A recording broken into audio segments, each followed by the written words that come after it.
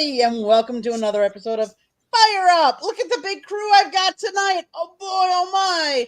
Wow, I'm excited. How about you guys? Nope, I'm nobody ready. else is fired up. I doubt Sounds it. like geez. Anybody? Let's roll. Cyber Risky's happy.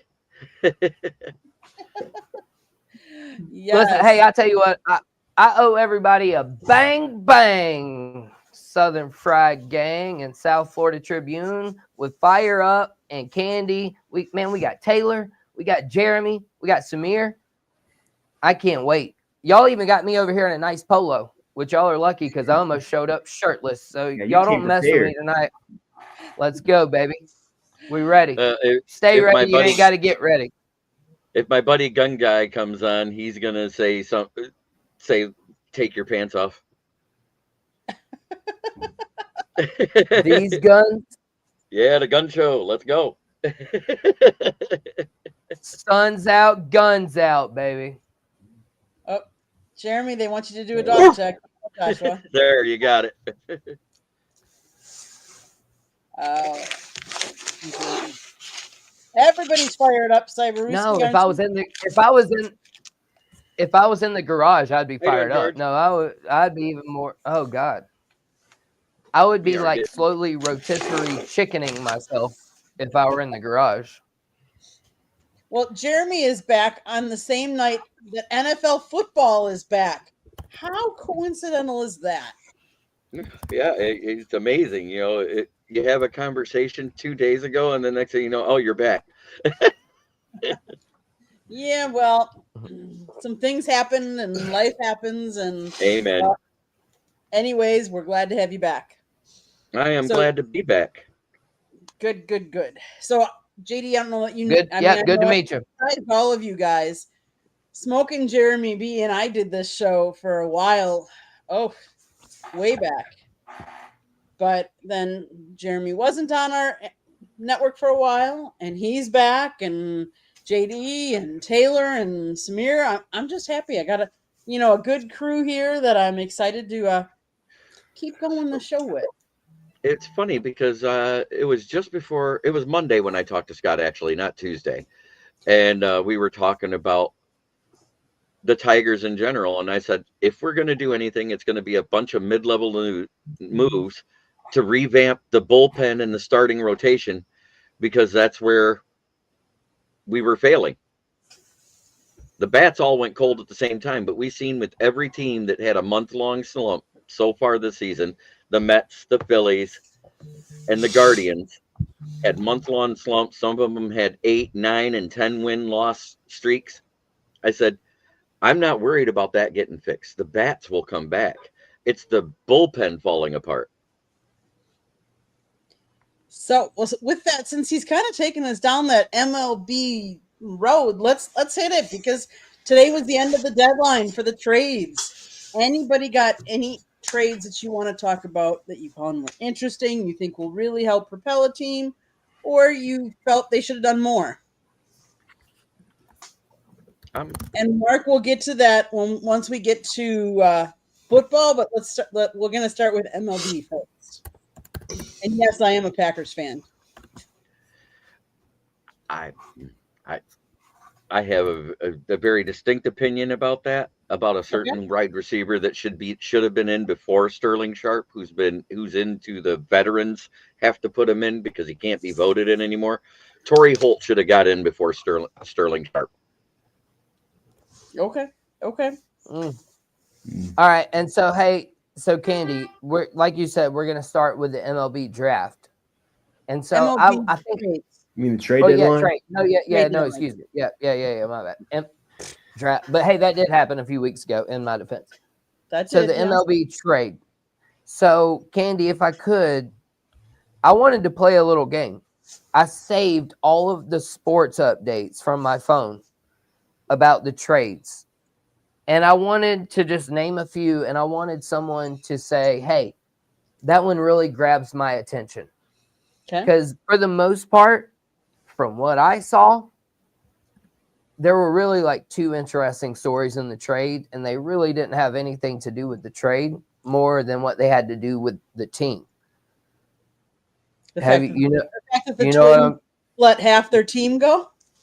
Well, that, and not only that, the double header thing with Sir Anthony Dominguez. By the way, great name, Sir Anthony, Seranthony, Sir Anthony. Is that not like a fantastic name? Nobody thinks that's a great name, Sir Anthony. It is. I know there's a lot of made up a lot of made up names, but No, that look. one hit. Sir Anthony. There's a guy getting an NIL deal in South Florida for one of the smaller colleges, and he's actually getting NIL money from a heating and cooling company, and he has the perfect name for it. It's DeColdis Crawford. Yeah, I remember that one. And then you had the whole Kool-Aid change his name to Kool-Aid thing. But yeah, so anyway, the two most intriguing things I've seen about the trades were him being traded in the middle of that doubleheader. And then there was another player today who also was traded in the middle of the game and had to like walk around. So let's go to the trades though. Let me go back to the very first one I got.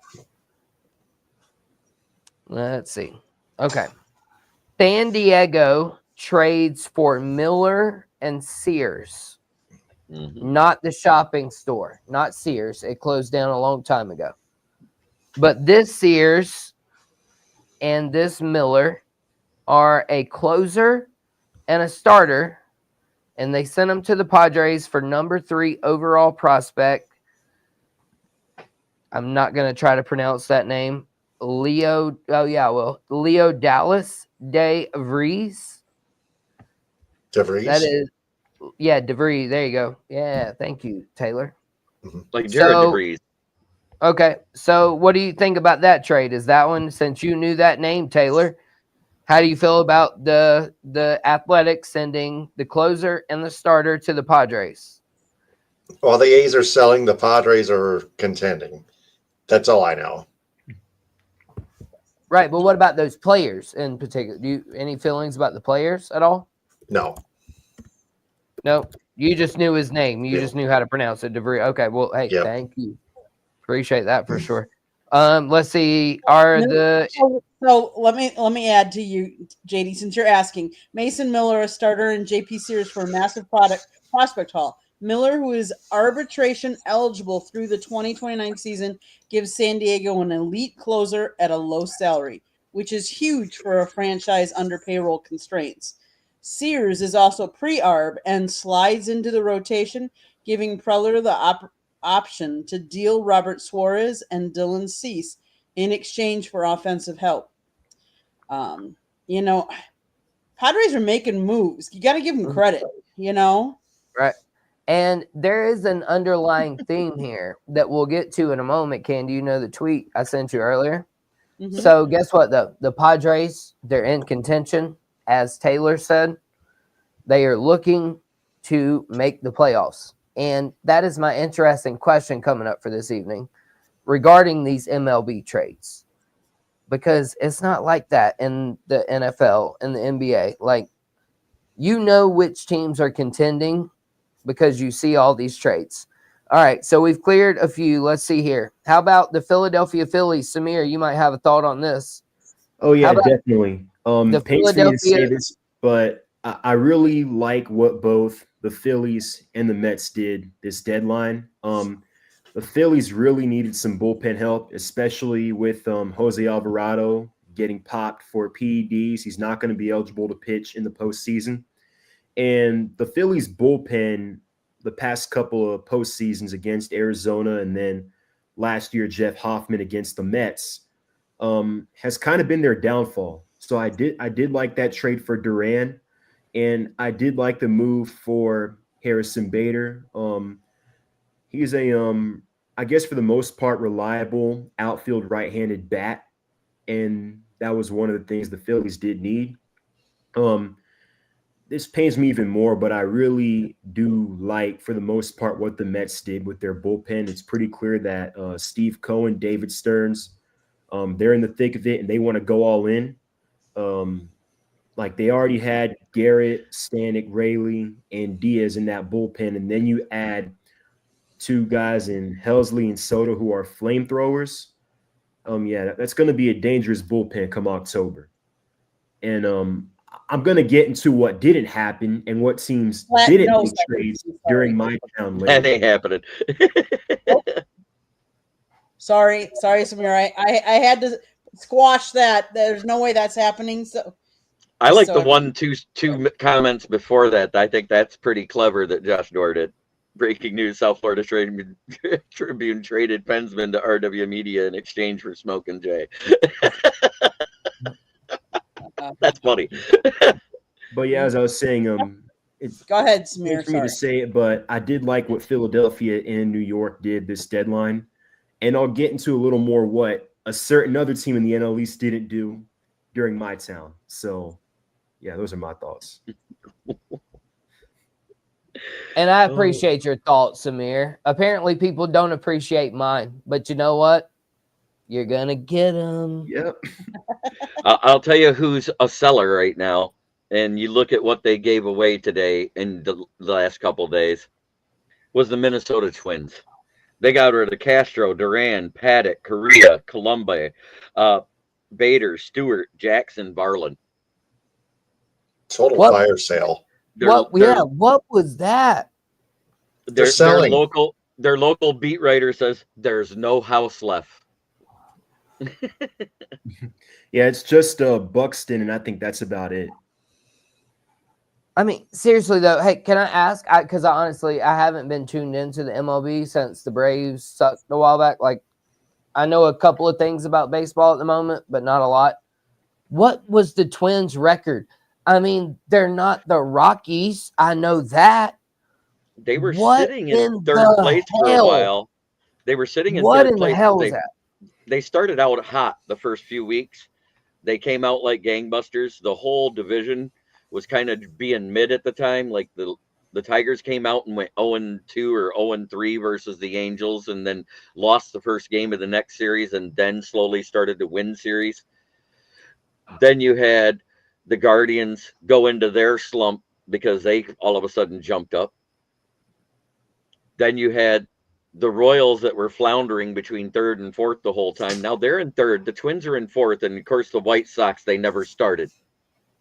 But the Twins are, let's be honest, the Twins are 12 games behind the Tigers. That's a huge lead. And that's with the Tigers having their slump that they just got over where they were.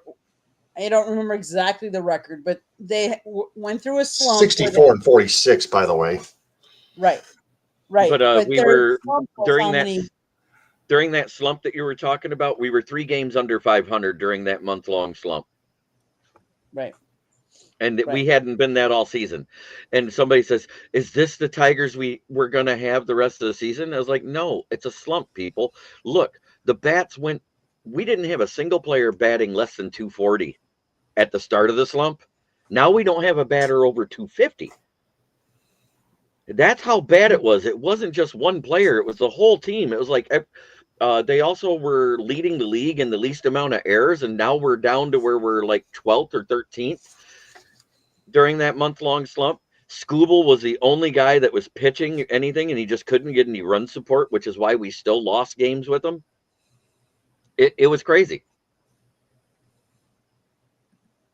I agree. And can I say this too? Y'all were just talking about the Twins, and they're 12 games back.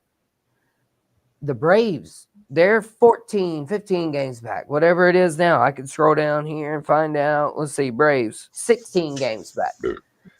And they have tons of talent. But the Twins, you're only 6 games under 500. What in the world makes you want to wholesale this way?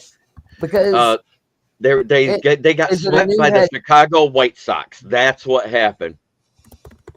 Is it a new head? No, but this is something way more long-term than that. If you're only 6 games under 500, there is something that is way more below the surface here than we don't know. Because that is not a record to get fired for, in my opinion. Right. No, and I think what happened is when they lost to certain key teams like the Royals and the White Sox here over the past month and a half, and then they couldn't win a series when they won the first game versus us, no less. Then they lost the series to the Guardians when they won the first two in a 4-game series, but they ended up actually being a 5 because of a makeup game and a doubleheader. So they lost that series. They lost 3 straight series in the division during their slump. And I think the owner is like saying, fine, get rid of everybody. We're starting over, and we're going to have an all-new front office next year. I know that there's somebody for Atlanta that's saying that same thing. Cough, Samir. Yeah. And it's weird because the Braves have been so good for so long. But That's I just mean, me.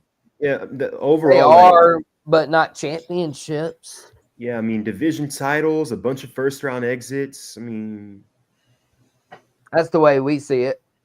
We see it like the Baltimore Ravens or the Dallas Cowboys, which NFL talks coming up shortly Yeah. on Fire Up. Don't forget that.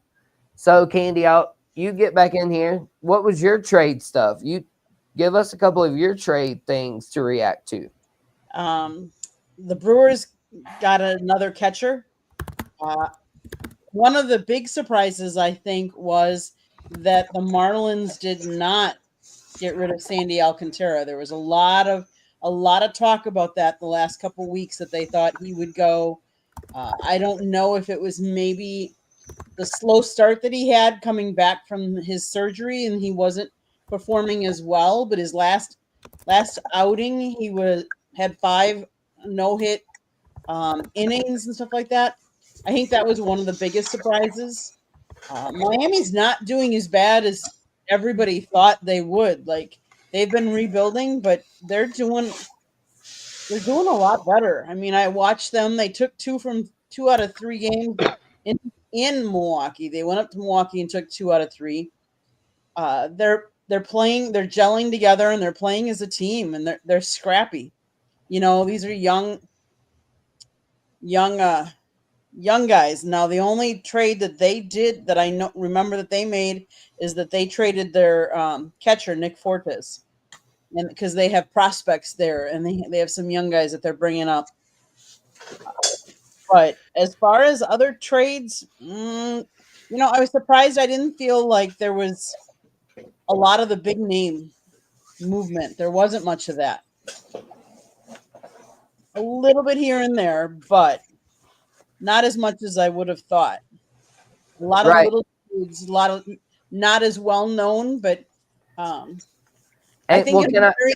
Go ahead. Can I follow you with that? Yeah. You were leading me right to one of the points, and that's how we'll transition to NFL here in just a minute based off of this question. But that's exactly why I wanted to go through some of these trades, because it wasn't about the players. It was about the team. You saw which teams are contending, which teams are saying, hey, you know what, we're out of it. And then, of course, you see teams like the Braves who do almost nothing, basically. So that's here and there. But thank you for Rafael Montero Wednesday night, by the way. Yeah, y'all can have him. Hey, it can't be any worse than what we had in the bullpen already. That's all I got to say. Oh, you must not have seen the Braves. We had 7-run leads that disappeared in the 8th inning 3 times in a row versus Seattle. Oh, well, check this out. The Braves were just up on the Reds 11-3. Cincinnati just tied the game. It is now 11-11. But yeah, it was 4-run lead when I logged on here a minute ago. But yeah, these guys are apparently too good to get rid of. Apparently a AA. So there's that. Well, and then they looked at all these, and there was Ozuna, and he said we're not just going to give him up for nothing. And as you pointed out, you're going to lose him for nothing in the offseason. That's exactly your point. But again, it's been more about the teams and things like that. And so here's my question to everybody. We'll start with Samir, Taylor, and then Candy, and then Jeremy.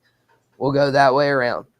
So can you imagine the day that the NFL trade deadline ever becomes half of what the MLB trade deadline is? Because we're sitting around there on our seat all day. We can't wait to see the big name that gets traded.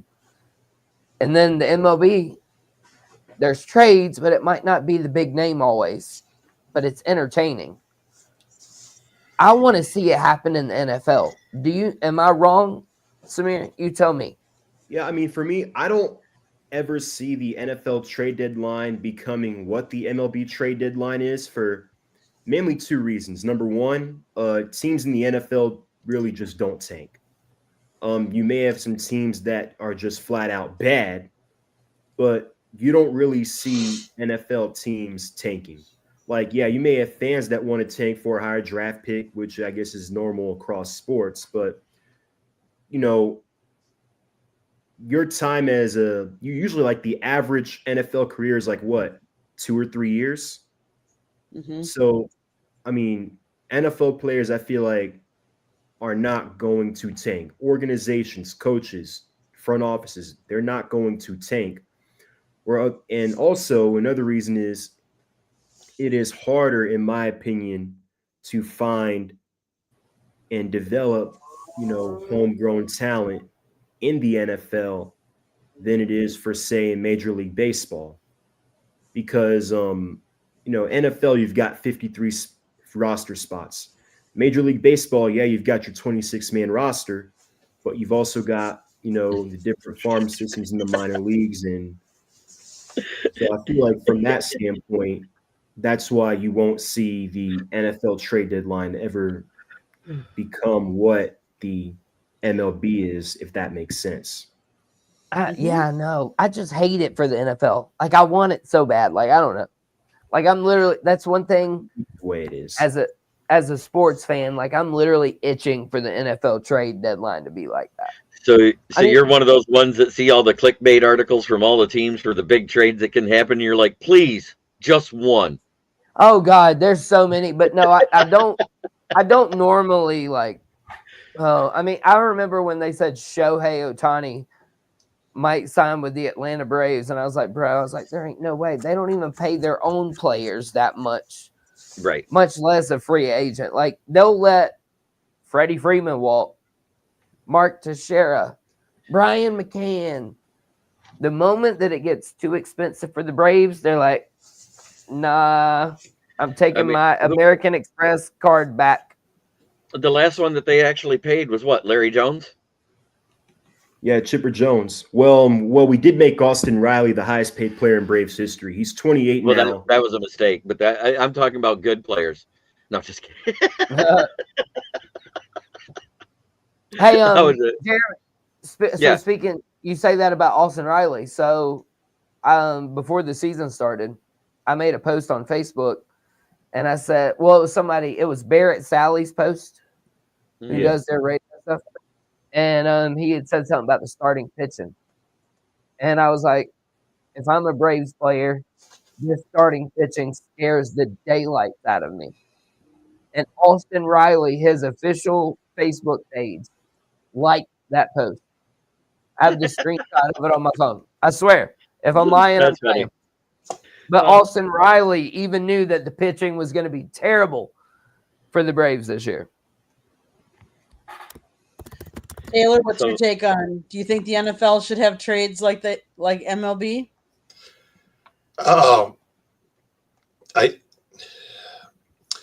That's a tough one. It really is. I guess not. Here's the biggest thing. If there was a farm system that worked in the NFL like you have in the MLB, then those type of trades would happen easier. The fact that you got to give up draft capital half the time to rent a player to get through the end of the season to possibly make a playoff push, there's not a lot of teams that say F those picks other than the LA Rams back in 2021. Yeah. Good point.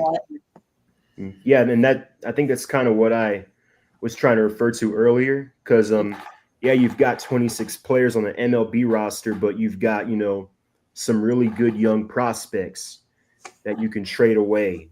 And instead of the draft being 7 rounds like the NFL, there's 19, 20 rounds. Oh my God, it's so crazy. Yeah. And the funny thing is, usually, unless there's like a generational prospect, like for say a Paul Skeens or a Bryce Harper, Or a Tyreek MLB Struble. draft for the most part is a crapshoot. Like Right. 20 or so players went ahead of Mike Trout. Like that's how much of a crapshoot it is. Right. Yeah, but you could say the same thing.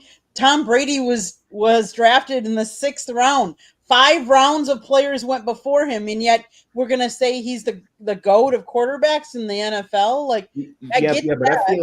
I feel like Tom Brady, chances are you will never see that happen again in the NFL. You will never see that happen again. Like Well, a guy because like gets drafted after the that first late. round, the last great quarterback that was taken after the first round, if you look at it, was Drew Brees. Yeah, well, Russell Wilson too. You got to catch. I don't. Well, he's been too up and down to be considered consistently great. That's my thing with Russell Wilson. He doesn't have the same consistency of a Drew Brees, of a Tom Brady, a Dan Marino. But I would say Russell Wilson's had a pretty good career. Mm-hmm. You're also very rarely ever going to see another Kurt Warner story. Yeah. You're not going to see a guy that played an arena football, starts bagging groceries, gets picked up by the coach because he sees him toss a loaf of bread across three aisles and say, "You ever play football?" I don't know, because at what point, though, do they stop ruining perfectly good college quarterbacks? I mean, the way the NFL draft is set up, I mean, just take Cam Ward, for example, this year, going into the season. Going into a terrible situation. Trevor Lawrence, terrible situation. Michael Penix, lucked up, going to the Falcons. He might be heading up. Jaden Daniels, right spot, right time. Because their stats are so close for how long they played, I call them Sunshine Jones and Danny Lawrence. Right.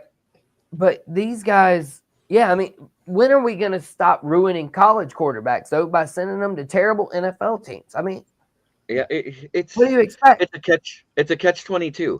You know, the reason why you're able to take that generational talent at the top of the draft is because you were that bad the year before. You know, we can knock the players that get there, but sometimes players get stuck with bad coaches, bad teams, and bad management. Yeah, like for example, Bryce Young, his rookie year, he was sacked like 63 times, but now it seems like they finally hired the right coach in Dave Canales. They're building this solid team around him. Like, look at Caleb Williams. Caleb Williams was sacked 68 times last year. There's only one quarterback that's been sacked more than both of them their rookie year, and that was David Carr, right? Yeah. Mm-hmm. Yeah. Oh, yeah, I remember when he set that record. And so, hey, Candy, sorry to hijack the show, but I feel like as co-host, I can do that sometimes. Yeah. So we're going to fully switch into NFL gear right now. The Chargers lead the Detroit Lions 24-7. 3 minutes to go in the third quarter.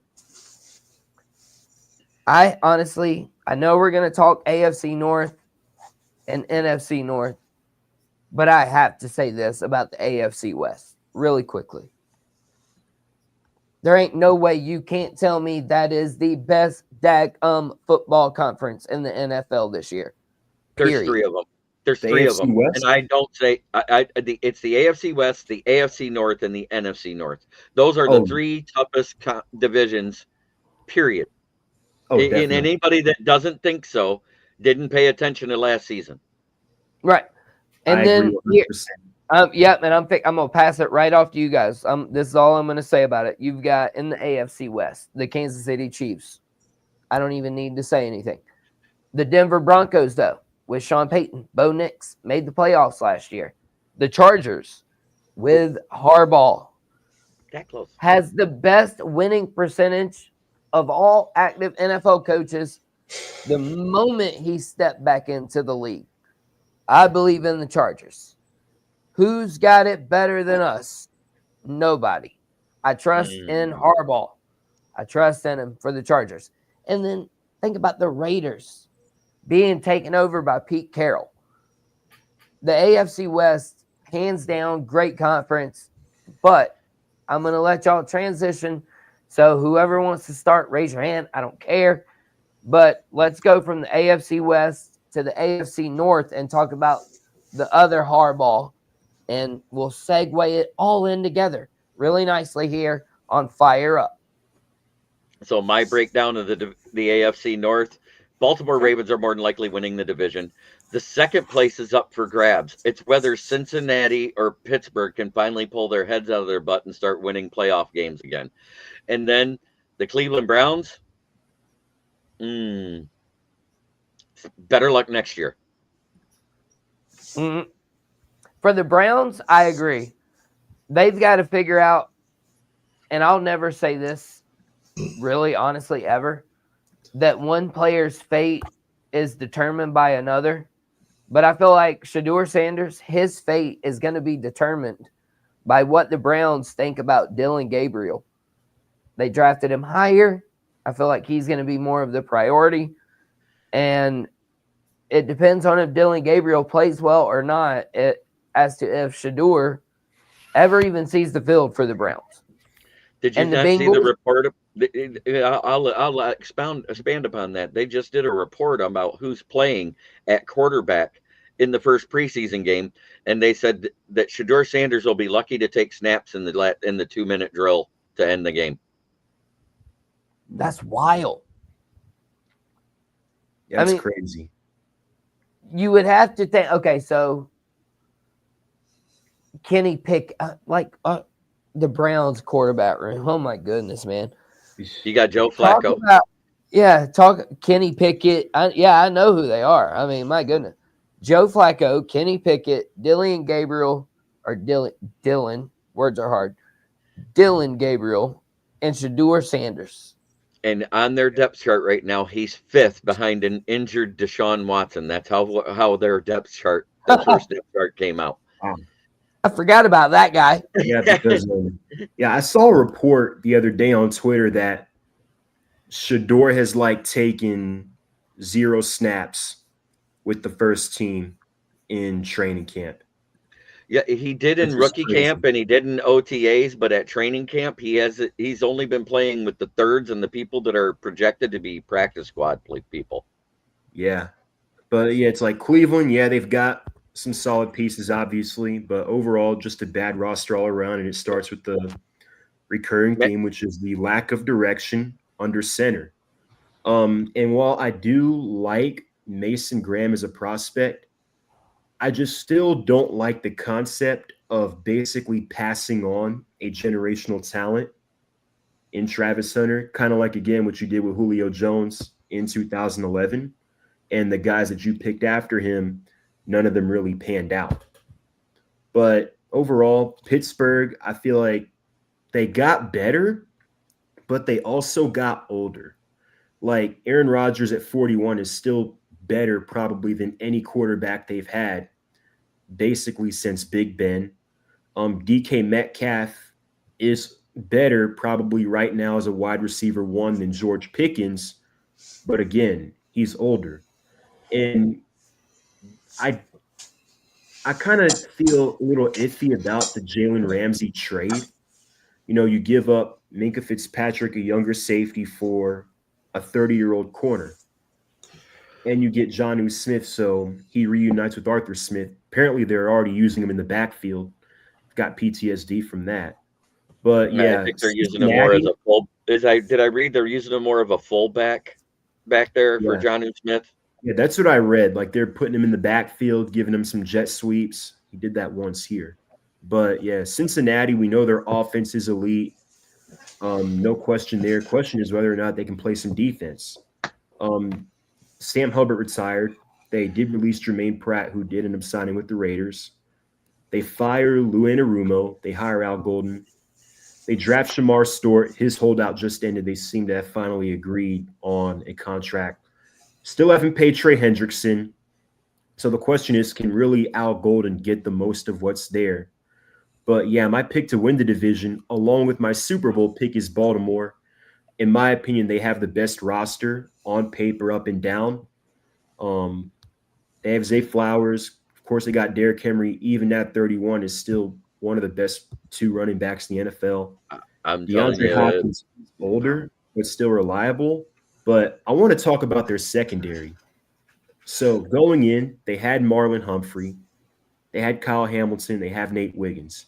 They draft Malachi Starks out of Georgia, and they signed Jair Alexander. Now, I don't think it's too far-fetched to say that this secondary, especially if Jair Alexander can stay healthy, is probably going to be the best secondary we've seen in the NFL since the In a Legion long of time. Boom happened. I don't think that's an exaggeration. Hey, you're right. On paper, it looks like that, 100%.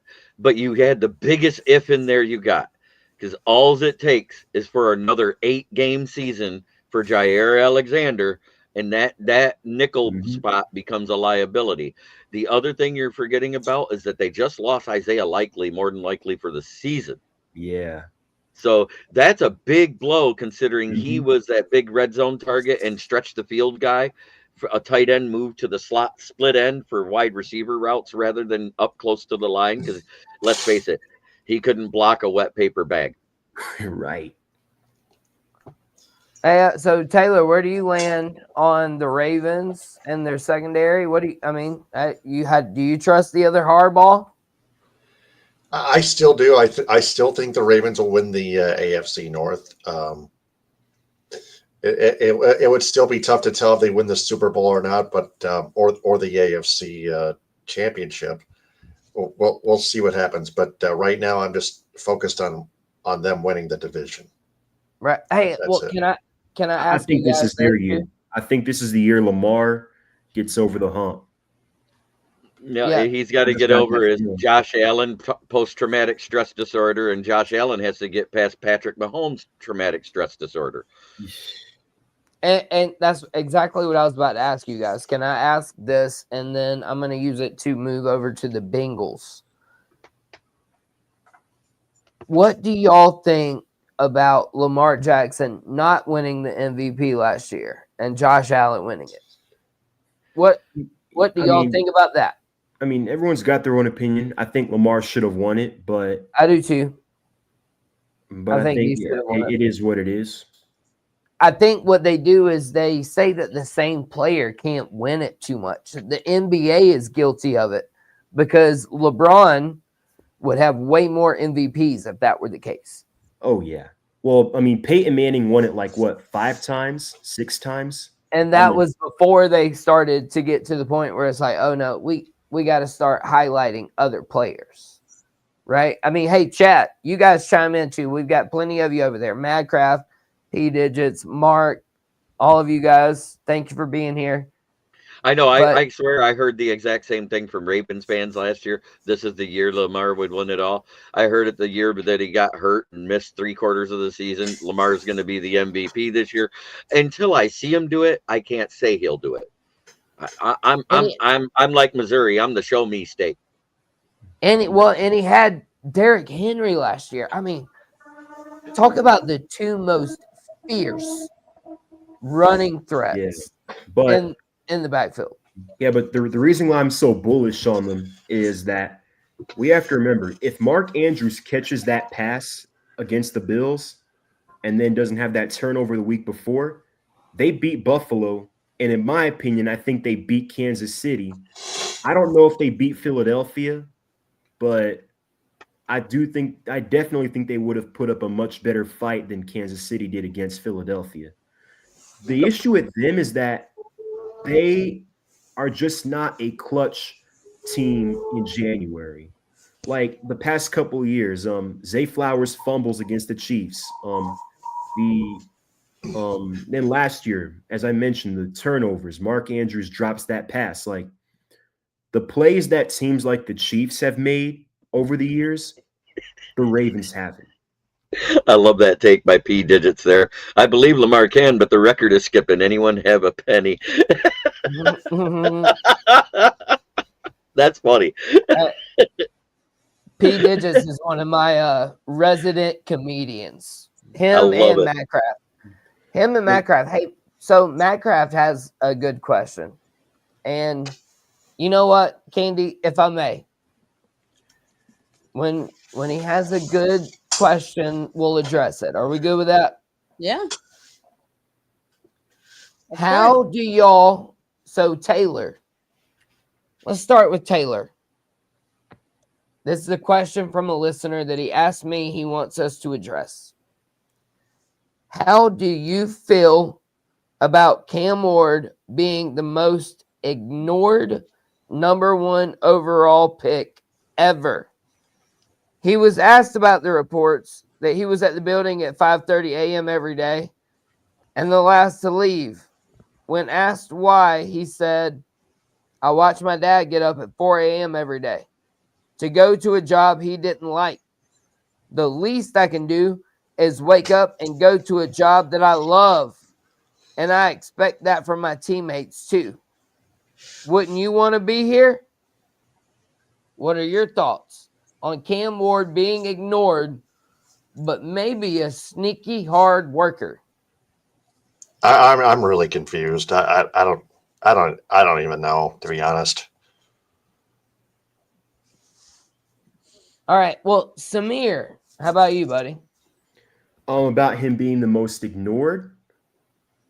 Yeah, that was the question. I mean, it's unfortunate. Okay, so well, time out. All right, so I mean, did I really set that up that poorly, y'all? I'm an idiot. I'll take blame for that. So, a question from a listener. Cam Ward. How do we feel about him being the most ignored number 1 overall pick ever?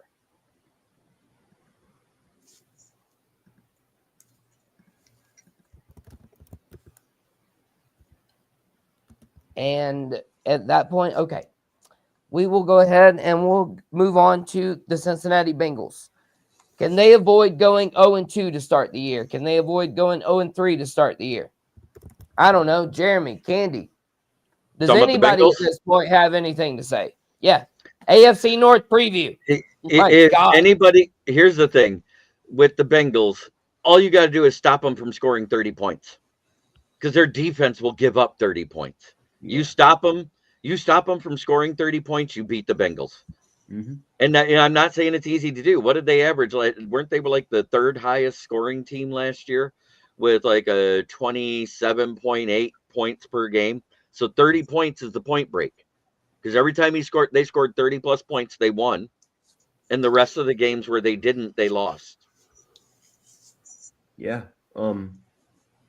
Well, they play Cleveland week 1, so they should have no problem holding Cleveland under. They might score 54 because Dallas even put up 44 on them last year to start the season. So they're not going to start 0-2. All right. So Cleveland, that's a win. 1-0. Jacksonville, I don't know. I think a lot of people are sleeping on Jacksonville. It's not only the draft, but Liam Cohen, of course, is a huge coaching upgrade from what they've had before. Trevor Lawrence has weapons on the outside. He's got Etienne and Bigsby in the backfield. You've got Hunter, not only Hunter, but Brian Thomas Jr. as well. So they've got weapons. Now, can they score 30 points? I don't know. I know Liam Cohen is a play caller. He was a really good play caller. How is he as a head coach? So that is to be determined. Minnesota, loss. Denver, loss. Detroit, loss. Green Bay, loss. Pittsburgh, I don't know. Jets, I've got that as a win. So, yeah. They're not going to start 0-2, but it's definitely going to be a slow start because Browns are a win. Jacksonville's a toss-up. Minnesota, Denver, Detroit, and Green Bay are all losses. So there is a pretty good chance they do start 2-4. Then you've got Pittsburgh, which is always going to be a tough game. The Jets, they should win. Bears, who I'm going to get to in a little bit. Pittsburgh, New England, Baltimore, and then you've got late November to mid-December. You've got Baltimore, Buffalo, and then Baltimore again. And then provided Tua's healthy, they've got their issues in the secondary, you're at Miami.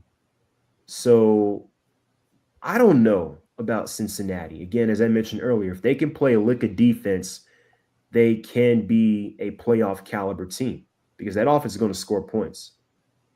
Right. Well, and can I ask this too about Cincinnati's defense? Why you mentioned it? How in the world do you have a dude who has what 16 sacks every year the last 2 years?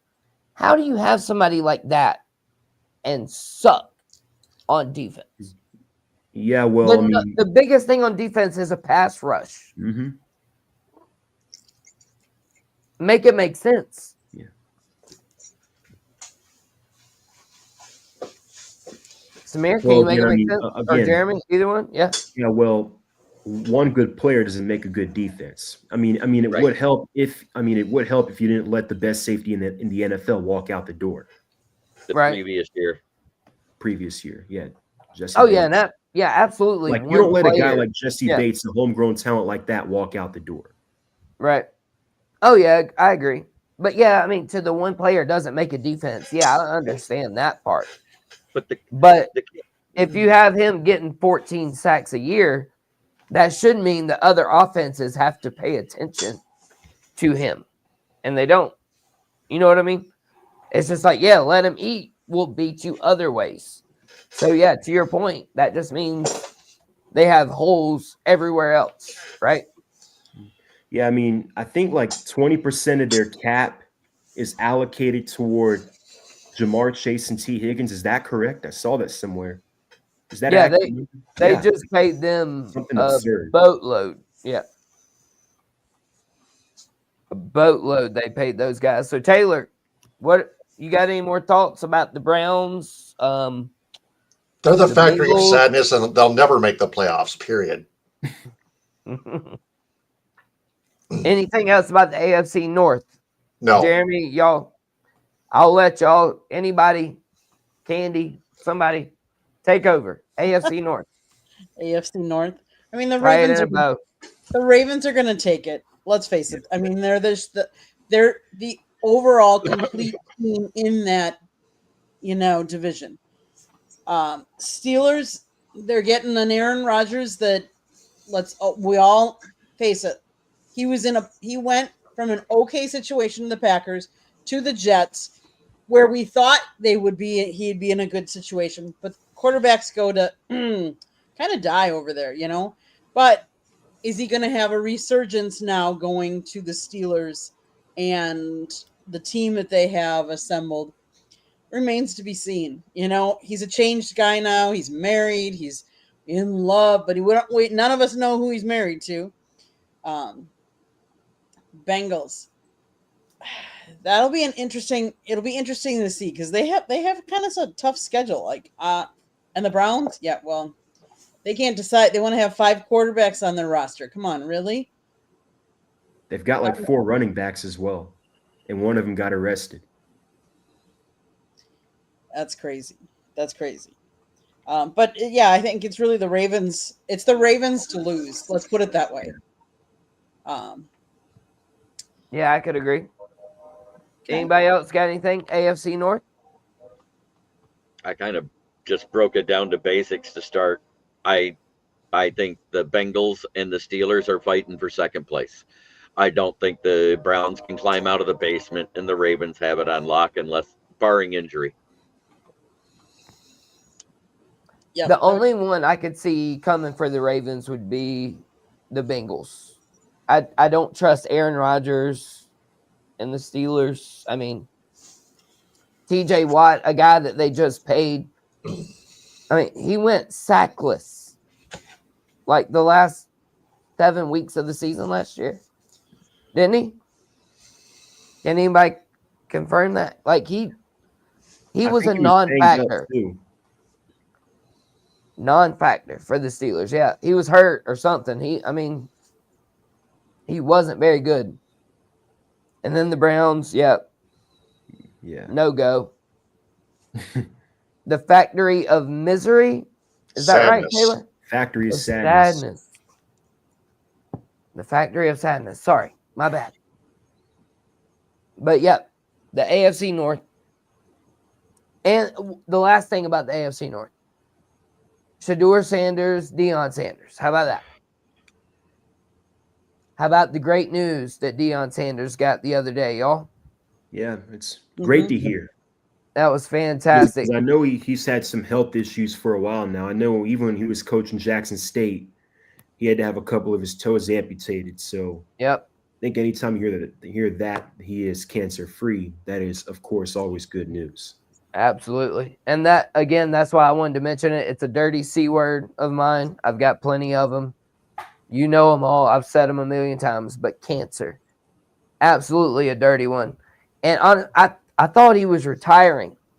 I thought, and somebody even reported that from Colorado, like a media guy, was like, Deion Sanders is retiring. That was not the case. He got the great news. Jeremy, Taylor, Candy, were you guys all excited to hear about that good news as well? Yes. Well, I mean, I'm happy with him. Just glad it's over with. Yeah, absolutely. I mean, nobody wishes cancer on anybody, and it's always good to hear when someone beats it. You know, once we're done with this topic, if we keep going, I want to address the chat room, but I want you guys to make sure that we're done with this. Oh, yeah. Yeah. Well, we're good. So from here, Jeremy, did you have anything to say about Prime and beating the cancer? Congratulations. I mean, I'm not going to knock anybody. I personally don't like the man, but nobody deserves cancer. Let's put it that way. Right. Absolutely. Yeah. Hey, I understand people's frustration with him about being, too cocky or extravagant or whatever. And I like the guy. I don't like that he thinks he's like going to win a national championship at Colorado. But hey, that's his competitive spirit. But fantastic for him to beat that. So we're going to swap to NFC North in just a minute. Candy, you want to do a station break and then address? Or just address? I do, but I got to address all this because all these people are talking about Cam Ward. And honestly, you guys are saying he quit. He did not quit. In the bowl game, he had scouts there. Most guys don't even play in the bowl game. He came out at half, and I think part of that, honestly, was so that the Canes could see Emory Williams and how he was going to play because they knew how Cam could do. Cam also knew that he didn't want to get injured. He knew he was going to be up there in the draft. So he did not quit. Cam is a good quarterback. Cam works with his legs. Cam's got a pretty good arm. He did not quit like some of you are talking about that he quit, that he showed you. No, he did not. That was, they knew that going in. But so I just kind of wanted to get that out there because I covered the Canes all of last year. I was down at Media Day yesterday for the Hurricanes for this year. So what did he do in the second half? He did not play, but he also did not want to get injured so he would not hurt his draft status. He was a fifth year, as I remember, so he was going to come out. So yes, he did not play in the second half of that bowl game. And I know everyone's like, oh, he should have played because then the Canes would have won. The Canes would have done this. He would have had all kinds of stats, this, that, and the other thing. But you also have to remember, he is playing. He did not. How do you know he quit or maybe Mario Cristobal pulled him? You do not know if he quit or if Mario pulled him because Mario wanted to see how Emory was going to do because Emory was the second string. We talked to Emory yesterday. He is a great kid. He might not be a really good quarterback. He's a good backup, but he's a really good kid. So yes, we do not know the whole situation, and it could have already been predetermined. Exactly. Good job, Mark. Some fans are just lazy, disrespectful, and stupid. Oh, yes, I like it. But I was going to say about Cam Ward, do you know why you're not hearing a lot about Cam Ward? What team does he play for? The Titans. Titans. That defense gave up more points than everybody else, and they scored less points than everybody else. So until that team does something, you're not going to hear a lot about Cam Ward. That's just how it is. National media wants to hear about the teams at the top. They don't want to hear about the bottom feeders that had the first pick. And you And got drafted to the Tennessee Titans. Yes, they're not a big media. It's not like a New York team or an LA team where the media is all in there and everything like that. So all I'm going to say. I'm going to do a quick station break. My husband wrote a book, Lessons from the Microphone, Enduring Wisdom of Visionary Leaders. It is written by Scott Morgan Roth. Talks about his 40 plus years in the media business and how it has changed and evolved. Old school media versus new school media. It's available on Amazon, Barnes & Noble, Kindle, Google, and Apple Books. There's also a link on our website, www.southfloridatribune.com, where you can find that. You can find a link to our merchandise store. You can also find a plethora of great content, so go check it out. If you like to listen to podcasts, you can listen to us, and wherever you find your podcast, you can find us. You see that red subscribe button in the lower right-hand corner, and you're not watching through our channel, please subscribe to our channel. Subscribe to everybody's channel that's here tonight. But then we also ask that you turn on the notification button, because that tells you when we're going live. We are going to be putting up all kinds of interviews. Yesterday we did, when we were at Media Day, for the Hurricanes. Scott must have done, I'm guessing, at least 10 interviews. So we're going to be putting all those interviews up on our YouTube channel. But there is also when we went on vacation, we did all kinds of interviews. We're going to be putting some of those up. Watch for regular content. We're hopefully going to the Yankees Marlins game on Sunday. Hopefully we'll get some kind of soundbite from them that we can put up. Besides all of our regular shows, Monday night we talk baseball, Tuesday night we talk football, Wednesday and Thursday nights you never know what we're going to be talking about. Except Thursday nights they also do typically talk hockey.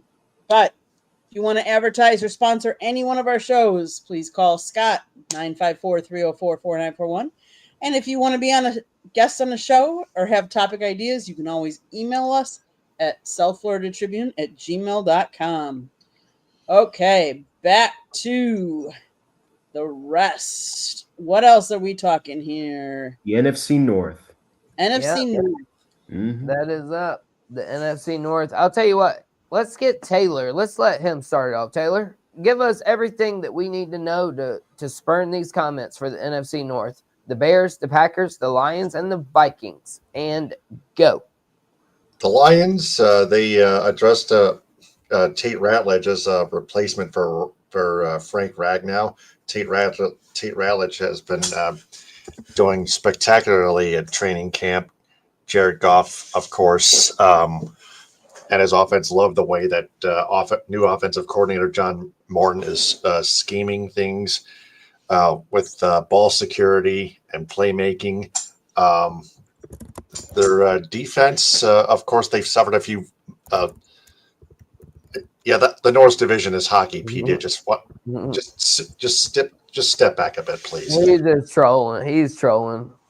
Yeah, which I don't have time for. Yeah, no, you're a busy anyway. man. You're a busy man. Let's continue. Let's just continue on. The Packers, they still have Jordan Love. Of course, they got rid of a few players. The division's going to be really tight. The Minnesota Vikings, man, I haven't done any research from them, but the Bears, they got new head coach Ben Johnson, now the former offensive coordinator for the Lions. Of course, Williams, the quarterback.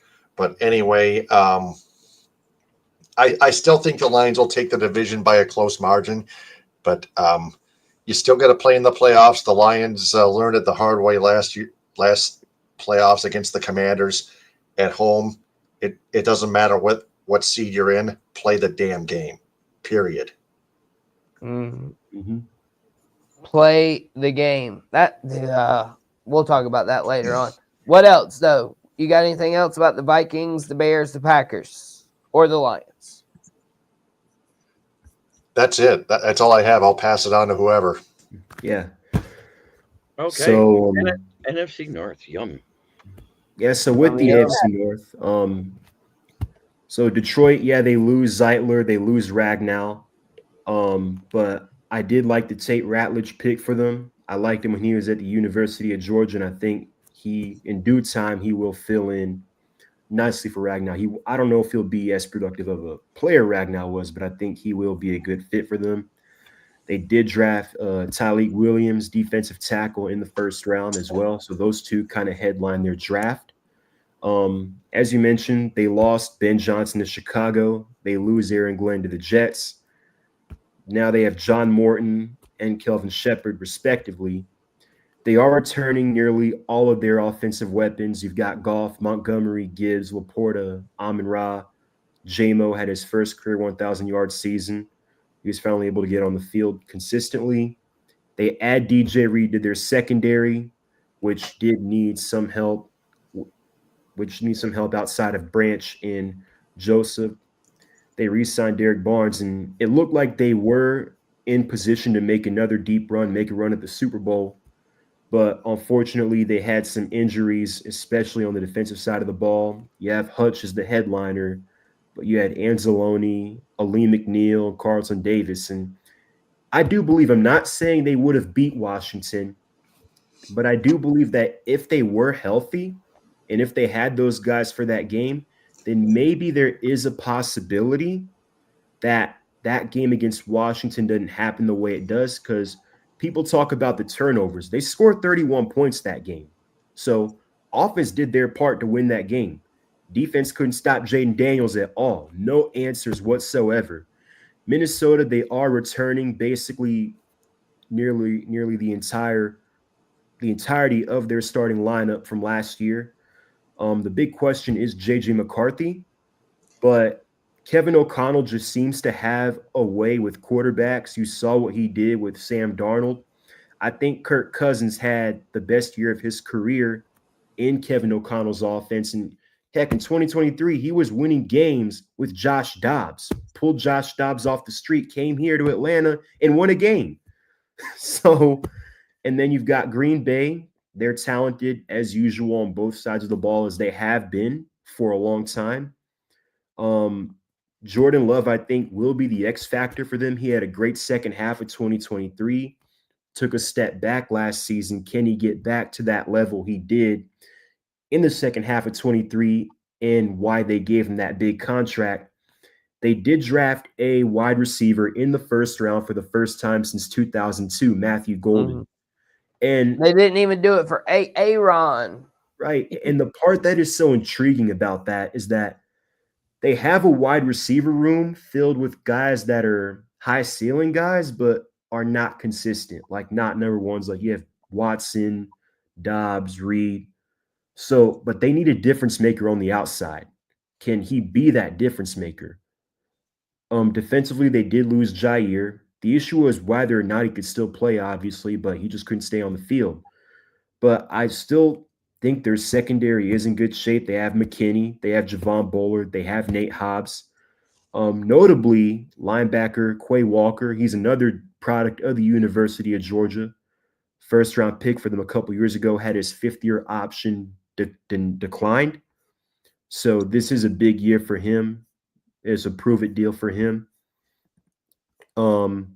They do have Rashawn Gary, who just made it to his first Pro Bowl, surprisingly enough, given how consistent he's been. So I do expect them to be in the fold in the NFC like they have been the last 30, 35 years. The Bears. Here's my hot take I was referring to. Here's my hot take. Whoa, This is my hot take. Everybody, tune NFL in. season. Everybody, tune in. Everybody, Tune in. listen. Let's go. Not only will Just let him speak, please. Thank you. so the Bears have never had this is not it, but the Bears have never had a quarterback pass for over 4,000 yards in their history. Not only will Caleb Williams be the first Bears quarterback to pass for over 4,000 yards, Ben Johnson will win Coach of the Year, and the Bears will win the NFC North. Why? Ooh. Whoa. They addressed their two biggest issues, which was coaching and the offensive line. Like, there was talent on that roster last year. It was the coaching and the offensive line that held them back. We saw it in the game on Thanksgiving, more specifically against Detroit, where Matt Eberflus doesn't call that timeout. Caleb gets sacked. They end up losing. But most notably, Caleb Williams was sacked 68 times. That is the third most in NFL history. No quarterback is going to succeed with that, regardless of the weapons they have on the outside, like a Rome Odunze, a DJ Moore. You got DeAndre Swift in the backfield. So they make the trades for Joe Thuney with the Chiefs. They get Jonah Jackson from the Rams. And, of course, they sign Drew Dahlman away from Atlanta in free agency. And they add two more weapons for Caleb in the draft. Colston Loveland in the first round. And then they go and draft Luther Burden in the second. So their offense consists of guys like Darnell Wright, Drew Dahlman, Joe Thuney, and Jonah Jackson up front. You've got DeAndre Swift in the backfield. Then you've got Loveland, Cole Kmet, Rome Odunze, and DJ Moore, all for Caleb to play with. Now, the defense, they already had Javon Dexter. They already had Montez Sweat. You go out and get Grady Jarrett. Now, Grady, take it from me, he's not one of the league's top defensive tackles anymore, especially at 32 and a year removed from that ACL tear in 23. But he still provides a lot of what you want in a locker room and a lot of what you want on the field. He's a veteran, leader, team captain, and still reliable, one of the better DTs against the run. So you have a guy that is still effective against the run and a veteran presence and leader in the locker room. You have Jalen Johnson. You have Kevin Byard, career high 130 tackles at age 30. Now, I know Ryan Poles has come under a lot of heat the last couple of years. A lot of people thought that he should have been out of there with Matt Eberflus. Oh, not to mention, you have Dennis Allen as your defensive coordinator. Now, say what you want about him as a head coach. He couldn't get it done at two separate stops, but he is a really good defensive coordinator. Oh, we saw it in Denver. We saw it in New Orleans. He can coach a defense. And this Bears defense has talent on it, on the front end and the back end. But he has done a really good job putting this roster together. And people talk about the Lions. I feel like that is the fact that they lost both of their coordinators is not talked about enough. I mean, I'm not saying it's going to happen, but we've seen what happens in the past when you lose a really good coordinator. We saw it in Atlanta after Kyle Shanahan left. That offense wasn't quite the same. Carolina Panthers, when that defense lost Sean McDermott, they weren't the same. Seattle, the Legion of Boom, when they lost Dan Quinn, that defense wasn't the same. And when Dallas, they lost Dan Quinn last year, they became the worst run defense in the league. They couldn't stop anyone. And then Green Bay, is Jordan Love going to get back to his 2023 self? Vikings, the question mark with J.J. McCarthy. I just think the fact that they upgraded tremendously their two biggest needs, which are coaching and the offensive line. And I'm really high on Ben Johnson. I'm really high. That's why I'm high on the Bears. I think they are going to win the NFC North. Interesting. Right. Listen, Okay. The Bears, Jeremy, hey, jump in. What you got? Okay. I'm going to start and say I think the loser of this division has 8 or 9 wins. I think the winner of this division has 12. We're going to beat up on each other hard. I think everybody wins their home games. I don't think any team wins on the road. That's how close we are top to bottom. Here's the bad part about it.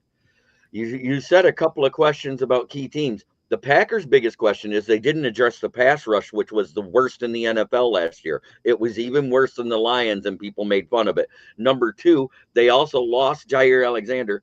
That makes their secondary worse, not better. It isn't as good as it was. They needed more. If you knew you weren't going to re-sign Jair Alexander, their first pick shouldn't have been wide receiver again this year. It should have been a cornerback.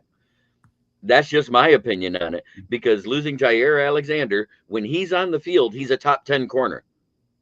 Period. When he's playing, he's that good. But the problem is he doesn't play enough. That's why they didn't want to extend him, and they made the move they did. So be it. He didn't want to play for what they offered. Let's put it that way. They offered him a fair amount for the amount of time that he stayed on the field. It wasn't top 10 money, but it wasn't bottom money either. They offered a middle of the field veteran access, veteran star money, like in the upper 15. So if he'd have took that money and stayed there, they would be better off. The worst secondary in the division by far is the Minnesota Vikings. Yeah. And they did not address their cornerback room. It's the exact same two starters on the outside they had last year. So I don't, while they're good at that, while they're great at stuffing the run and they can get to the passer, they can't stop anybody downfield. So this is why I don't know who's going to be on bottom, and I don't know who's going to be on top. But at the same time, I understand the coordinator thing, but Johnny Morton was actually a part of the Lions back in 2022, and it was rumored that he was in the room with Ben Johnson and Jared Goff helping to develop that playbook that they did when Jared Goff took off, because he's had 3 consecutive years over 4,000 yards and almost 2-to-1 touchdown interception ratio ever since. And he is a pass-happy offensive coordinator. He does use the run to set up the pass and the play action, but he doesn't, instead of it being 55% run, it's probably going to be more like a 48-52 split now, with the run just being just under the 50% and passing more, which tells me Jared Goff might be lighting it up. And by the way, the whole defense is talking about Jameson Williams.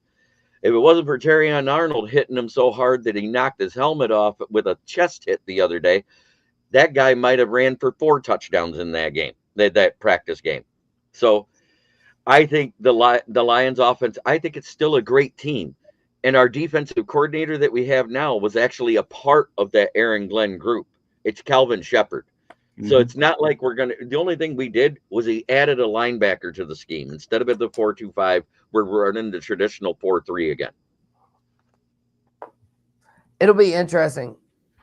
And yeah, definitely. And I know, Jeremy, you mentioned the in-house promotion part. That's what I was going to say too. Work, and because of the continuity and the familiarity with what they had. On the flip side, let's flash back a couple of years. Shane Steichen leaves Philadelphia, takes a head coaching job in Indianapolis. Yeah, but they put their second in. They promoted Brian Johnson from within. Offense didn't look the same at all, and Jalen Hurts had a down year. But so I do think there is a flip side to that. But again, it's interesting. I do think while the Lions will take a step back, they'll be a playoff team. But I just really like what the Bears have going on. So my window of wins for each team, and I because where the Bears are coming from, they have to learn how to be a winner. They're not a winner yet as an organization. They found brand new and interesting ways to lose all last season, and it started with that Commanders game. Oh yeah, that's where, because they were 4-2 going into that game, right? And then when what's his name wasn't paying attention, had to run across the field, jumps in front of a guy that had position for the interception and tips it, and it went to Noah Brown for the touchdown. That's what cost them the game. It's almost as bad as that game that we had when we could have beat the Green Bay Packers on the Hail Mary, and who's sitting in the flat as a rookie corner who's one of the best in the league right now. It was Darius Slay. How do you have Darius Slay in the flat when they're running a Hail Mary? Yeah, definitely. And that's why I really like their offseason acquisitions, particularly at the line of scrimmage, because not only did you get proven veterans, good players, but you got guys that know what it's like to be in big moments. Yeah, Grady Jarrett hasn't played in the playoff game since 2017. but he did play in a Super Bowl, and he sacked Tom Brady 3 times in it. You have Tremaine Edmonds, who had multiple playoff runs with the Bills. You had Kevin Byard, played in the NFC Championship in Tennessee.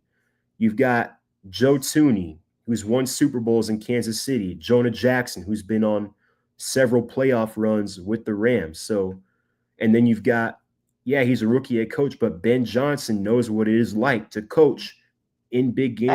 I'm sorry. I'm sorry. Yeah. Time out. Candy. Hey, can we remove? Yeah. Can we remove? Yeah. I mean, I don't know what that. I think I don't know what that's about. Yeah. What? No. I mean, the comments in the private chat, they'll remain private. But we trying to do a live show. We ain't got time. We ain't got time for that.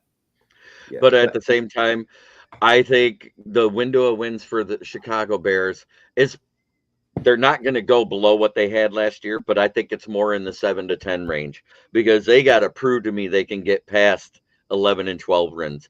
The Minnesota Vikings is the one I give the widest margin because they don't have a secondary and you don't know what you got in JJ McCarthy. I trust Kevin O'Connell to get the most out of him he can, but is that good enough to keep Sam Howell on the bench, who actually for the first 8 games of the season, last season he was with the Commanders, he was one of the best quarterbacks in the league till the offensive line got hurt. Once that offensive line got hurt, that's when he looked bad. Dave Canales, we talked about Kevin O'Connell and what he does for cornerbacks. Look at the resurrection of Geno Smith and Baker Mayfield due to Dave Canales. And then the last 5 games of the year when Bryce Young took back over for Carolina and how he looked like a totally different quarterback than he did the entire first half of the season. So there's all of that there. There's all sorts of things that we just don't know. Ben Johnson is a great offensive coordinator, but we don't know what he'll be as a coach. I mean, I do like the staff he's put together, especially with the Dennis Allen hired defensive coordinator. Right. I do like that too. I like that who's out of those 2 coordinators that left, the biggest head scratcher to me? Aaron Glenn's a defensive coordinator and a new head coach, yet he goes for a first-year offensive coordinator in Tanner Engstrom, who was our passing game coordinator in Detroit. But he did do something smart. What's the one thing Aaron Glenn defense couldn't do? Stop Justin Fields.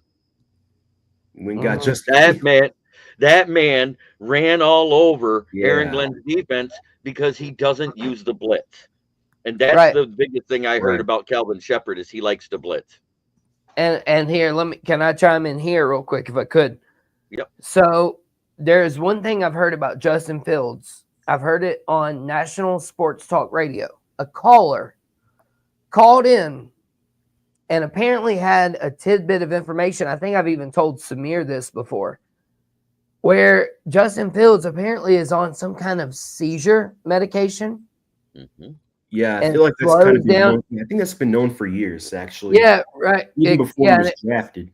Right, yeah, I'm not even sharing new news, but I feel like that's been a lot of his hesitation.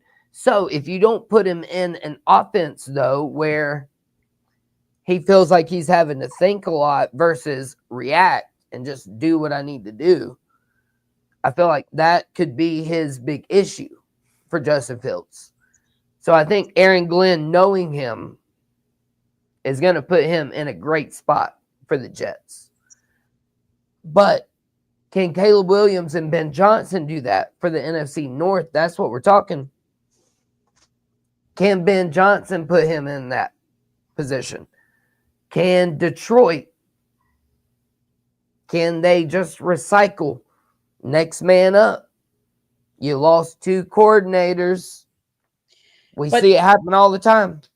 But JD, the one thing I will say about the Lions, look at how many players they had injured last year and and they didn't fall out. Like, I get part of that is the coordinators, coaching them up and stuff like that.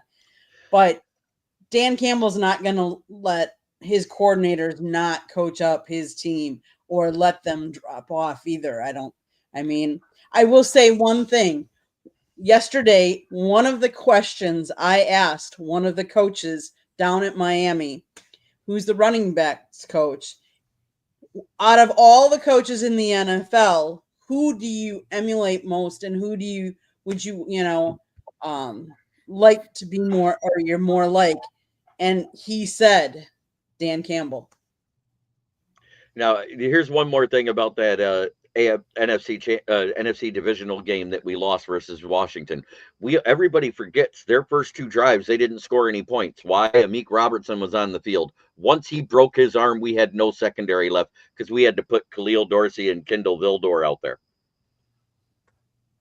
Mm-hmm. And then, so just to wrap up my NFC North thoughts, and then Candy can get hers in, and then we can move on to something else. But the rest of my NFC North thoughts was, can Kevin O'Connell do it again? Right. Kirk Cousins, Sam Darnold, J.J. McCarthy.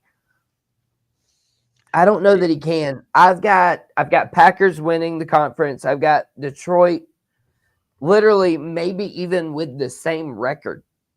But because of head-to-head, Green Bay being in over them as winning the division.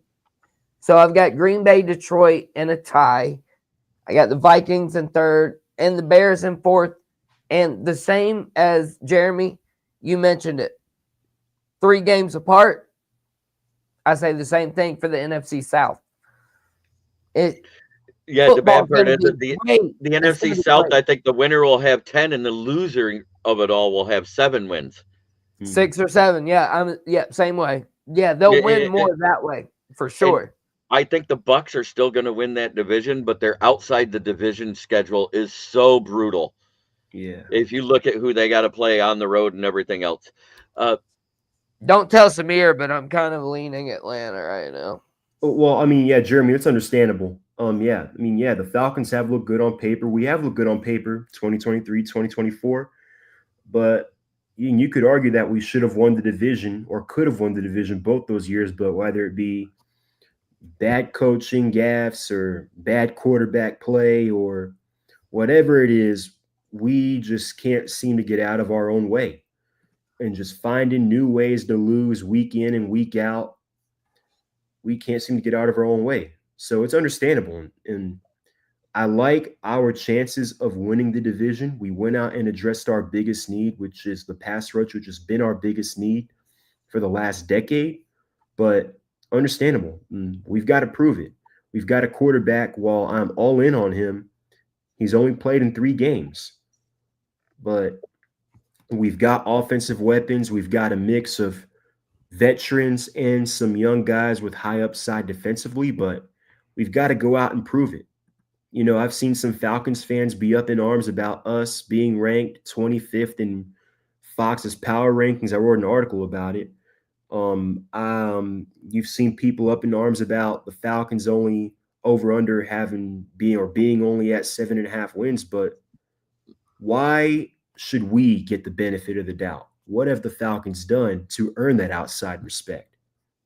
Like, if we want that respect, if we want the benefit of the doubt, we've got to go out and earn it by winning football games and playing meaningful football in January.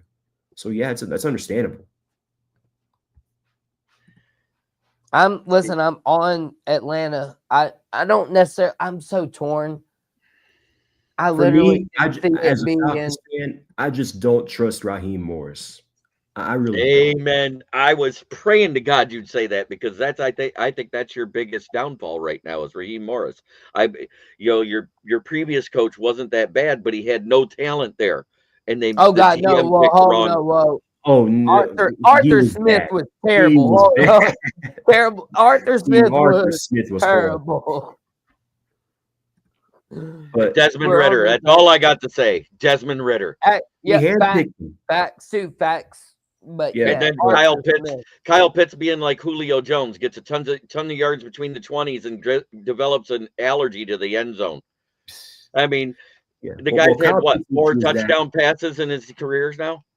He's got 10. But his issue is that, like, he's got the physical tools, the athleticism, the speed when he's got the ball. It's in there, number one.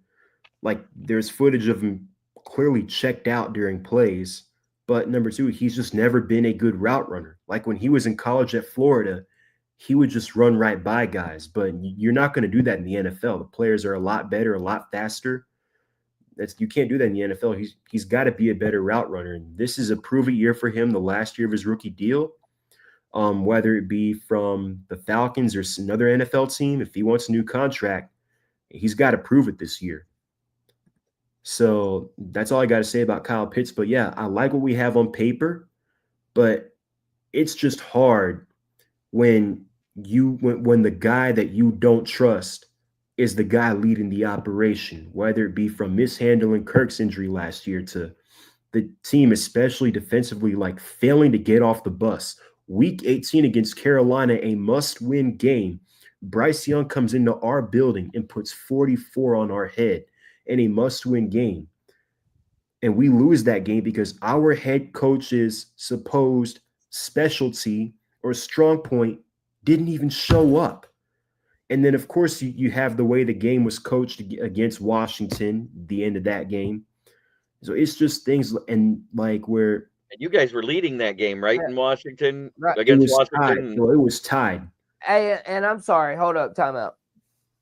Candy's the host of the show. I'm the co-host. And y'all two have hijacked the show so far that we're talking about Atlanta. And we're supposed to be talking about the NFC North. So we did that. Yeah, we did that. Yeah, I know.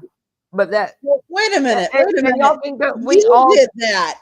We all go. Oh, We go down rabbit holes. We all go down rabbit holes. That's all well and good. It was good conversation. That's what we're here for. Exactly. And I forgot what I was about to say. It's Candy's about turn. Atlanta. Yeah, no, it's Candy's turn for sure. But I did have something about Atlanta, y'all just said. But Candy, my dirty C word, Candy. Take it away. Oh, back to the NFC North. Come on. Oh my goodness. This is going to be what I'm going to say is it's going to be an interesting division this year. I really do feel that way. I do see the Bears improved. I'm really questioning where I think I'm going to see the Packers. I would love to say they're going to be really good. I want to see how well Jordan Love meshes with his wide receivers. And yes, our defense hasn't been there. Now we moved one of our wide receivers to cornerback, Milton. Let's see how well he does there, whether he adjusts to it or not. He did pretty good batting balls down as a wide receiver last year. Exactly. So, swap him to DB. Yep, they swapped him to DB. But I do think it'll be between either the Lions or the Packers on top. I don't know. It's so hard to say what J.J. McCarthy's going to do because we haven't seen it. He hasn't had a chance. So it's hard to say. And now that he's got a new coach, it's hard to say what he's going to do. But I do think the Bears will be improved. I do not think they will overtake either the Packers or the Lions, Samir. That's my opinion. I respect yours. I just don't see it yet. Now, I'm not saying that it won't happen in the future, but I think one of the reasons why I think the Packers will be up there yet is the Packers returned a lot of the same players from last year. And last year they were a young team, very young. They were one of the youngest teams.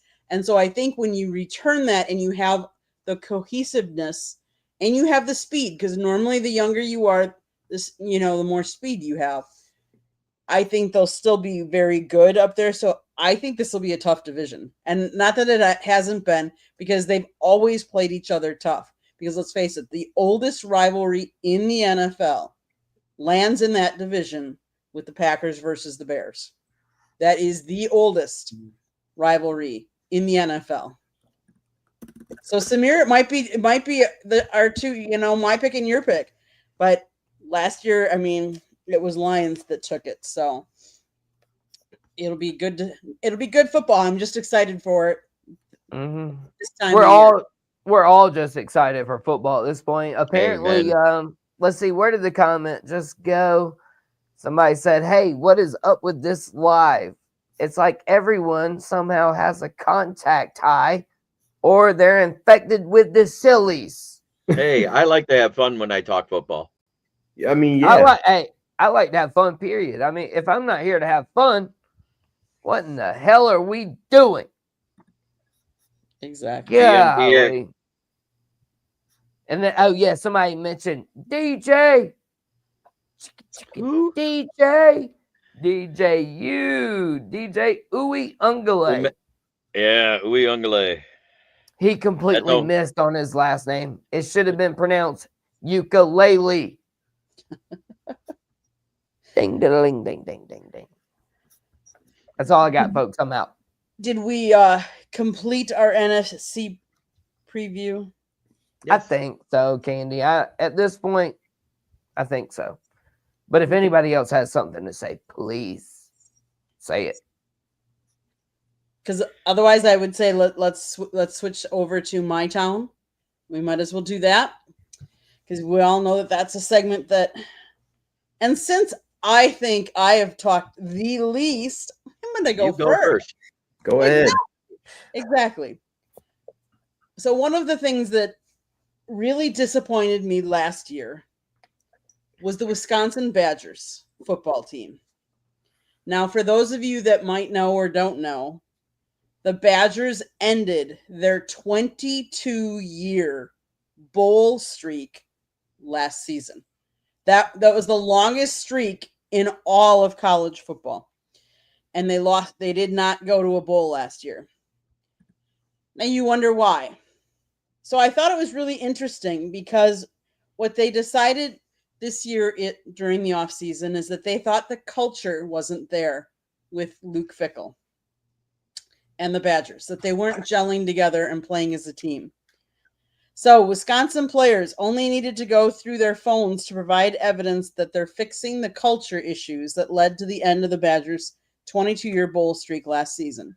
Strength coach Brady Collins organized an off-season contest in which he asked players to send him a photo whenever they went out with a teammate. Players were awarded points for each photo they sent, with a prize going to the position group with the highest score. The Badgers said those types of activities helped them make them much closer than they were a year ago. At the start, that sounds like kind of silly. But when you get into it, and it's kind of like a game, outside linebacker Aaron Witt said, then it became natural. It went from forcing yourself to hang out with your teammates to actually wanting to be around them. Wisconsin knew it had to improve its culture after going 5-7 last year for its first losing season since 2001, snapping what had been the longest active streak of bowl appearances by any Power 4 team. This isn't quite what Wisconsin expected when it hired Luke Fickell. Last year, a lot of guys just kind of gave up near the end, linebacker Christian Allegro said. Guys weren't really close together and picking each other up. I think the big thing this offseason was getting the guys out and hanging together. I think we've all said that the guys really have to have each other's backs. They have to like each other. They have to, gel together. And I think sometimes we forget now with NIL how quickly college teams turn over and how it's a new team every year. But kudos to Wisconsin, because I think that's just it's a quirky thing to do, but I think that was a cool thing to get them to gel together and to learn to be together. And one of the things that you hear previous quarterbacks in the league say, how he'd during the offseason, he'd go out with his guys, his offensive line, his wide receivers, get to know them and get to feel, get to just personal level, because you work so much with these and you're with these guys so much that if you don't like them and you can't gel, how's that going to show on the field? We talk about some of these guys that, let's face it, Aaron Rodgers. How well does he, how many rings does he have? Yes, he was been successful, but does he have the same buy-in? I would argue Dan Campbell's team has buy-in. All of them want to play for him, and you hear about his culture. It's important.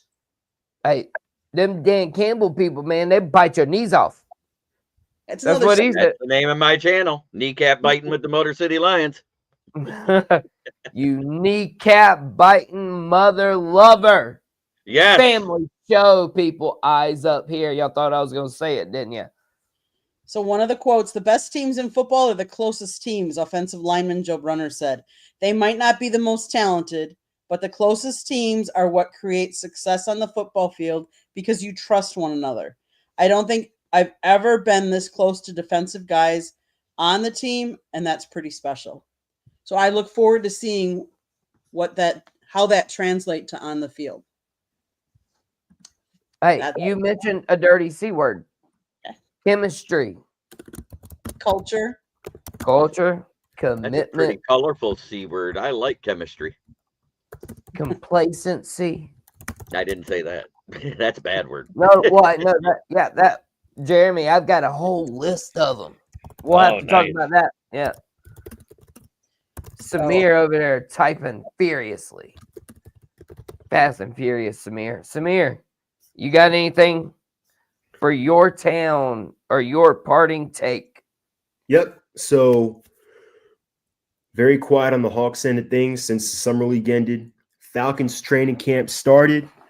And while the top pick of the draft, Jalen Walker, is currently nursing a hamstring injury, James Pierce Jr., the guy we traded a future first for to move up and get him, the controversial pick, the guy with the supposed character concerns, has been the star of the show at training camp. He's getting after the quarterback, both Penix and Cousins. He's getting the best of one of the better offensive lines in the NFL. He even started a fight during training camp with one of our guards, Matthew Bergeron, and which is notable because I can't recall the last time the Falcons had a fight at training camp since probably year one of Arthur Smith, maybe.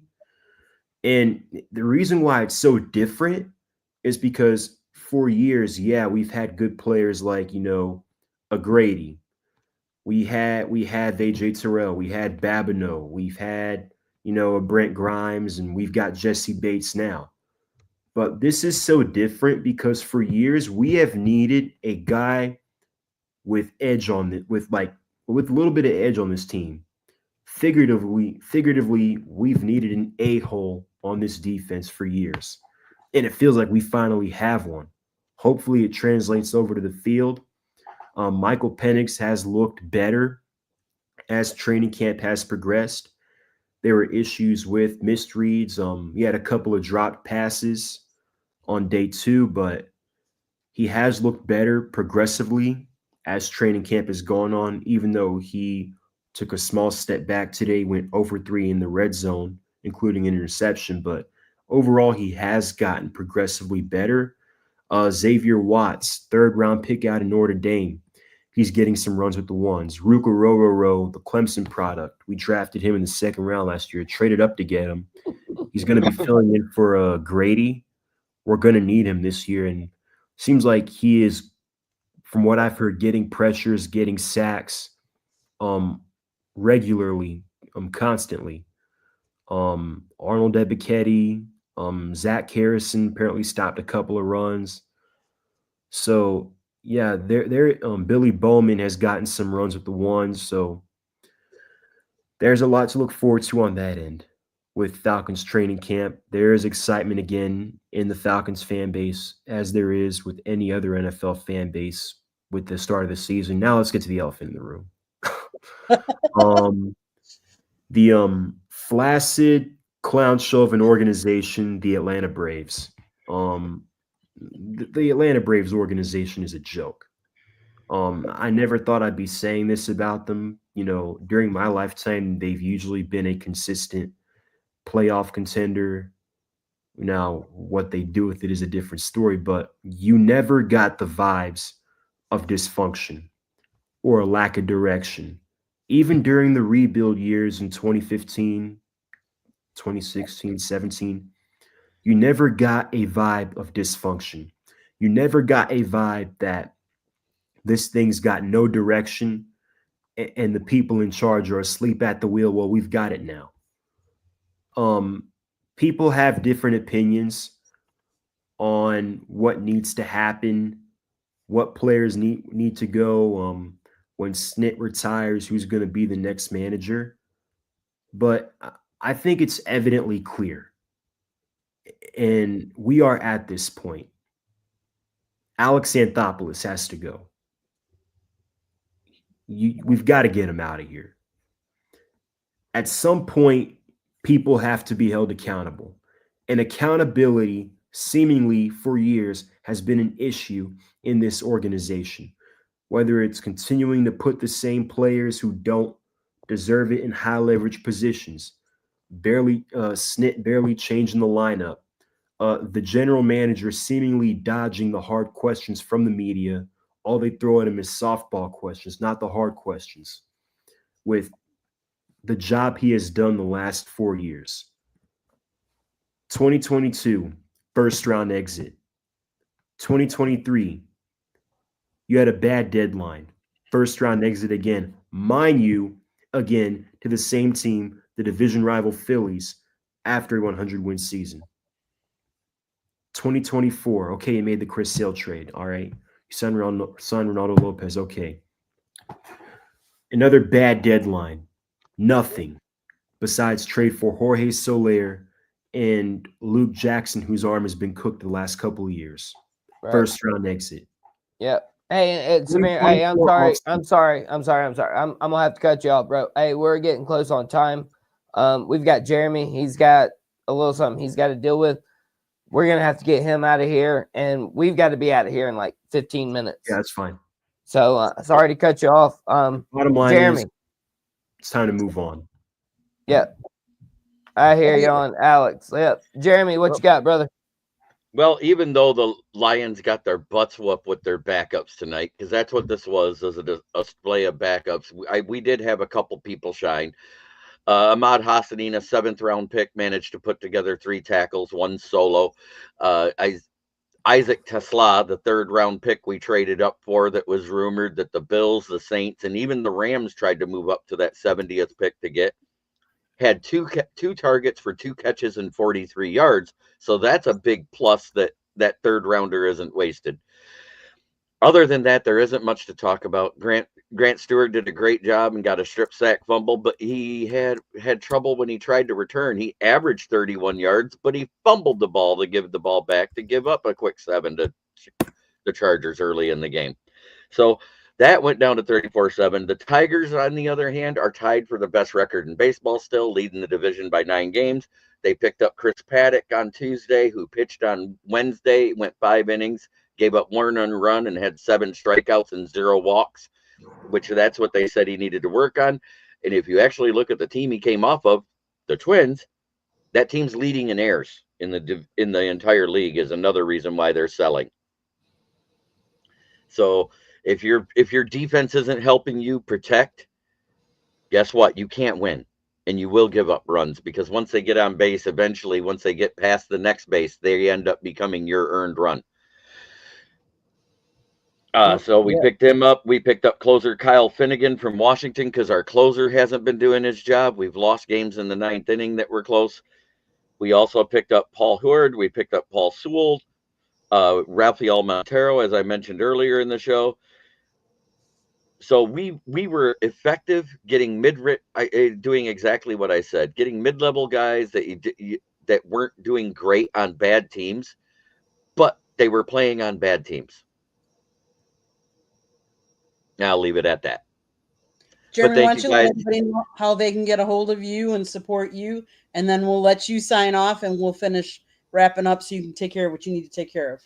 Well, by the end of the weekend, you will see my first off-season review of the Lions on the Motor City Tribune right here on the South Florida Tribune website. You can also see me here every Thursday talking on Fire Up with JD, Candy.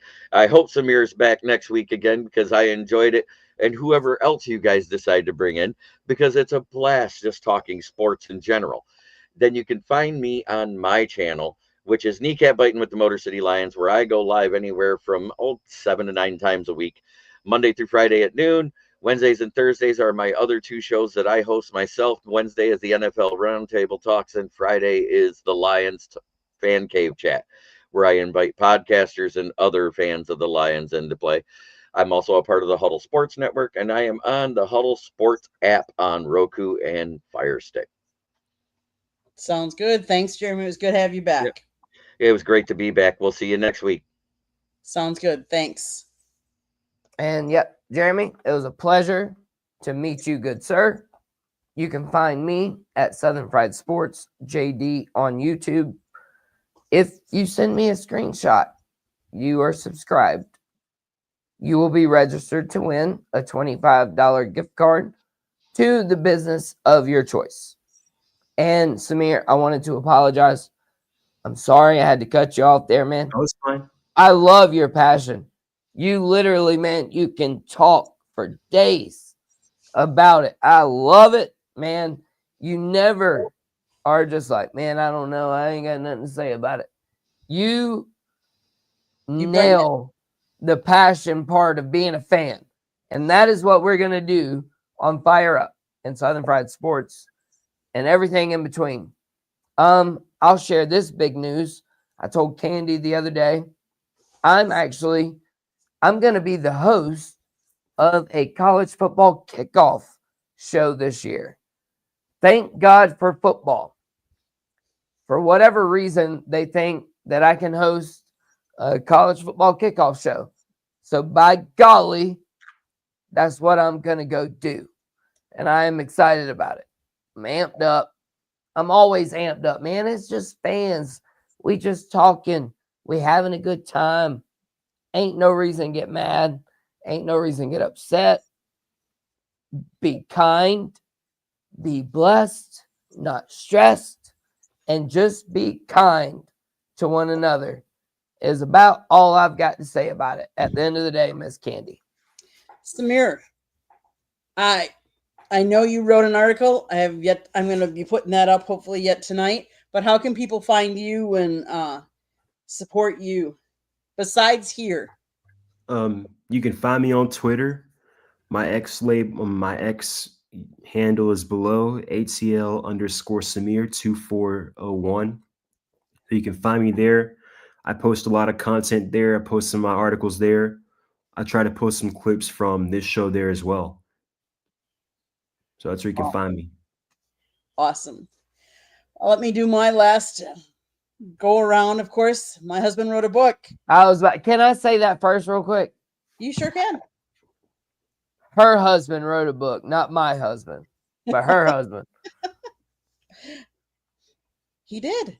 And it's called Lessons from the Microphone. Tuning into the enduring wisdom of visionary leaders. It talks about his 40 plus years in the industry and how it has changed and evolved. It's available on Amazon, Barnes & Noble, Kindle, Google, and Apple Books. If you're a fan, let's see. There's a picture of a young Scott with a young Muhammad Ali. There's a picture of him and Tommy Lasorda in there. There's all kinds of great stories. He's got great stories to tell. So go get your copy today. Again, available on Amazon, Barnes & Noble, Kindle, Google, and Apple Books. Also a link on our website, www.southfloridatribune.com, where there is a plethora of great content. So go check it out.